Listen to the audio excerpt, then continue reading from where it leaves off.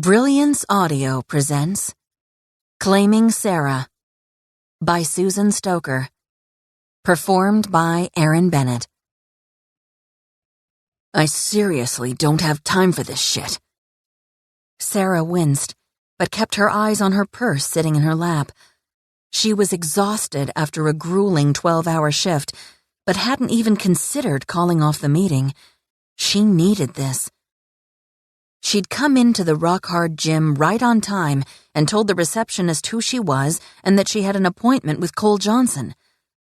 The young woman had looked surprised but told her to take a seat and she'd go talk to the man.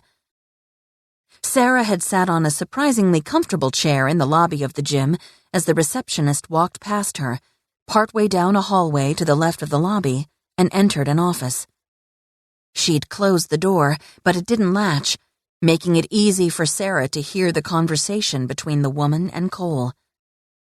Is Trina around? Can she take this for me? You said she could leave early today, remember? It's her birthday, and her boyfriend wanted to take her out. Damn, that's right. Where's the schedule? Last I saw it, it was on the corner of your desk, but that was about 5 pounds of papers ago. Sarah heard the humor in the college-aged woman's tone, but couldn't even muster enough energy to smile. The weight of the world seemed to be sitting on Sarah's shoulders, and she wasn't sure she could keep up her usual sunny disposition. The man she had an appointment with and the receptionist continued speaking. God, this place is a mess. How long is her appointment supposed to be for? I think it's scheduled for an hour. Damn, I literally don't have an hour.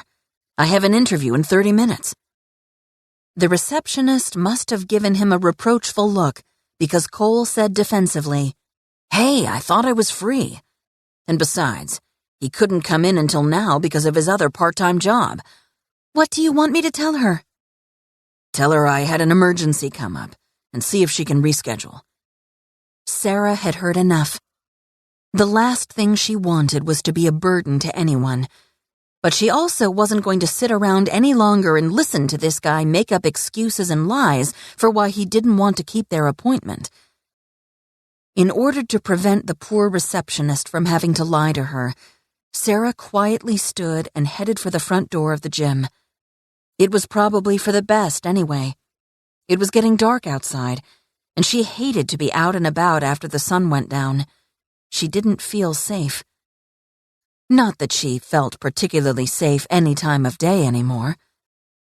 She was pushing open the doors when she heard the receptionist call out her name. For once, Sarah didn't bother to be polite. She kept going without turning around. Castle Rock, Colorado, was a pretty small town. The downtown area was eclectic and welcoming. There was a park at one end and a small Italian restaurant she'd heard wonderful things about. A coffee shop was across from Rockhard Gym, and there was a bar called Rock and Roll a few spaces down as well. Several other independently owned stores made up the rest of the downtown area. Looking around, Sarah didn't see anyone lurking about. She took out her keychain and hooked her middle and pointer fingers through the eye holes in the cute metal cat head. The pointed ears stuck out and would seriously hurt anyone who tried to grab her as she made her way to her car. One of the nurses at the hospital had the self-defense tool on her own keychain, and Sarah had ordered it the same day she'd seen it.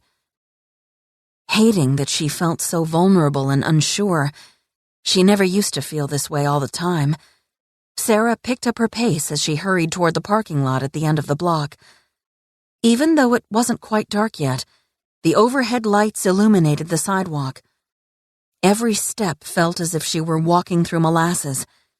She was exhausted after working all day and wanted nothing more than to climb into her bed and sleep for 8 hours straight.